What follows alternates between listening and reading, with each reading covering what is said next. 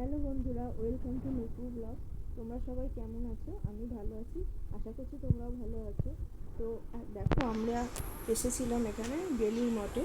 তো অনেকটা সন্ধ্যের পরেই এসেছি, প্রায় 7টা এরকম বাজে। আরতি শুরু হয়ে গেছে, তো আমরা ঢুকছি। তার ঢোকার মুখেই দেখতে পাচ্ছ যে কিছু এখানে স্টল রয়েছে। এগুলো এই ছোট একটা ফুডের দোকান রয়েছে। তারপরে আস্তে আস্তে আমরা এগোচ্ছি, দেখতে পাচ্ছি এখানে অনেক রয়েছে সব জুয়েলারি, ছোটো ছোটো জুয়েলারির সব কালেকশন, সুন্দর সুন্দর কালেকশানের কিছু দোকান এখানে দেখতে পাওয়া যাচ্ছে।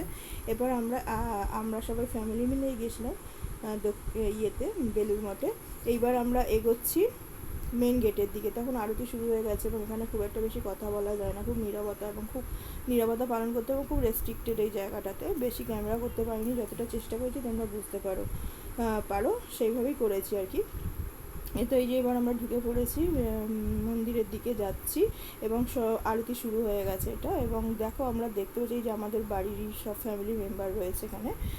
এবার দেখো, এবার আমরা ঢুকছি গেট দিয়ে আর কি। আমরা মেন মন্দিরের দিকে এগোচ্ছি সবাই।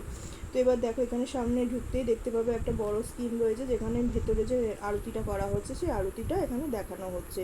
তো এটা তো তোমরা জানোই যে এখানে শ্রীরামকৃষ্ণদেব দেহত্যাগের পরে এখানে তার প্রিয় শিষ্য নরেন্দ্রনাথ, মানে আমাদের যে পরিচিত স্বামীজি, তিনি এই মঠটি প্রতিষ্ঠা করেছিলেন।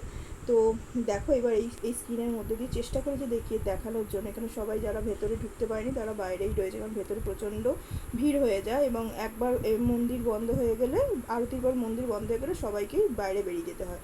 তো এরকম এখানে প্রচণ্ড রেস্ট্রিকশন রয়েছে এখানে। এবং ছবি তোলাটা, প্রায় ক্যামেরা করাটা খুব একটা যায় না। তো যতটা সম্ভব চেষ্টা করেছি করার। এই যে স্ক্রিন দিয়ে দেখো দেখা যাচ্ছে যে ভেতরে আরতিটা হচ্ছে।